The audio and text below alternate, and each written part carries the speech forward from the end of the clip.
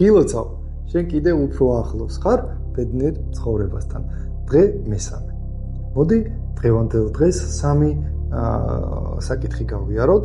ერთ-ერთი მნიშვნელოვანი საკითხი არის თვით მადლიერება, ანუ ჩემი თავის მადლიერი ვარ და ქედმაღლობას შორის ზღვარი. ანუ ძალიან ისეთი თხელი ზღვარია, რომ შეიძლება გადავეშვათ. ანიქით ან აქეთ რა და ჯობია უფრო თვითმადლიერებაში გადავეშვათ, ვიდრე ქედმაღლობაში. ყველას ალბათ გემახსოვრებათ, ესეთი ამბავი იყო მლოცველზე ადრე თუ გახსოვთ, რომ ერთი შედის ეკლესიაში და ხმამაღლა ლოცულობს, ყველამ რო გაიგოს რომ ლოცულობს და მაგარი ტიპია, ხო? და მეორე თავისთვის კუთხეში ზის ლოცულობს, მუხლებზე დაჩუქილი, არავის არ აწუხებს და ესეთი იგავივით არის, რომ ღმერთმა იმას შეუნდო, იმიტომ რომ ის იყო თავის თავში და სახალხო დარაკეთებდა ამ ყველაფერს და იმას იმდენად დარეპატია, იმიტომ რომ სახალხო დაკეთებდა და შიგნით არ წამდა, ხო? ანუ მადლიერება, თვით მადლიერება და ქედმაღლობა, მან ეს ზღვარია ზუსტად რა, რომ ჩემი თავის მადლიერი ვარ, რომ ამდენი რაღაც შემიძლია და მე მადლიერი ვარ ჩემი თავის, იმიტომ რომ მე შემიძლია ამდენი რაღაცა.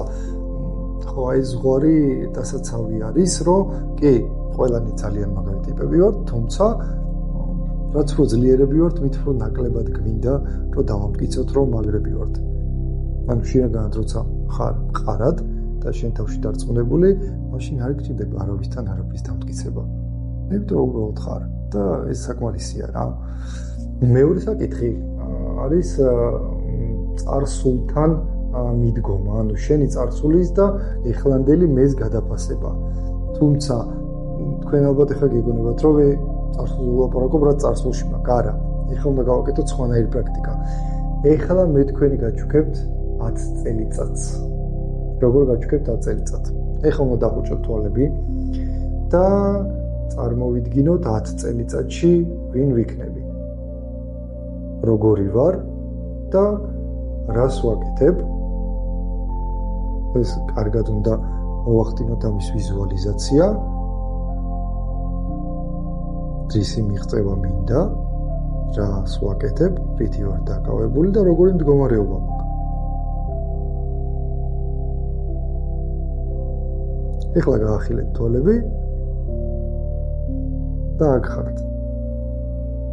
ეხლა ჟუანტელმა დამიარა ეს რო გავაკეთე ამ წამს, იმიტომ რომ თუ სიღრმისეულად გააკეთებ, ხვდები რომ მომავალში 10 წელის დანახული რეალურად ეხლაც შენ ხარ. უბრალოდ რაღაცეებს ვითომ ქმნი დაბრკოლებებს იმისთვის რომ აი 10 წელიწადში ვიქნები და ქვეცნობიერმა ჩაჭედა რომ 10 წელი ეხლა არა, 10 წელიწადში ვიქნები, კარგი და всё წავიდა საქმე.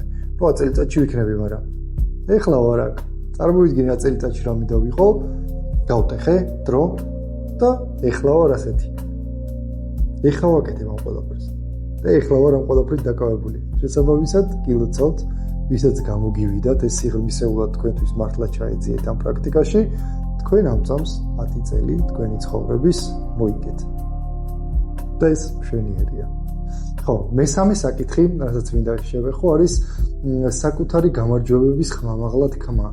ანუ თლად ყველაფერზე არ უნდა იყვიროთ, რომ ეს მე გავაკეთე, ეს ჩემი გაკეთებულია, ეს ყველაფერის მე მივაღწიე და ყველაფერი თქვენ თავზე არ უნდა მიიწეროთ, თუმცა არც ის არის კაი მიდგომა, რომ რაღაცები გაქვთ გაკეთებული დარწმუნებული თქვენ ცხოვრების განმავლობაში ბევრი რაღაც გიქნებათ გაკეთებული და ამაზე არ საუბრობთ და არ ამაყობთ თქვენი მიღწევით, რომ მე ცხოვრების განმავლობაში ეს გზა გავიარე და ეს გავაკეთე, ეს გავაკეთე, ეს გავაკეთე, ეს გავაკეთე, ეს გავაკეთე.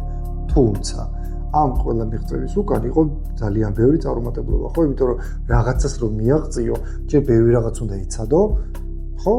ბევრი რაღაც უნდა გამოცადო, ბევრი რაღაც უნდა ჩაგიფლავდეს, რომ მიხვდე კონკრეტულად რა დეტალები გამოვასწორო. ხო და ზუსტად ეს ამბავია აქ მესამე საკითხი დღევანდელ დღეში საკუთარი თავის გამარჯვებები. იამაყეთ, გაიმართეთ და იამაყეთ, რომ დღეს ამ მომენტში როგორც ხართ, თქვენ ხართ გამარჯვებული. გილოცავთ.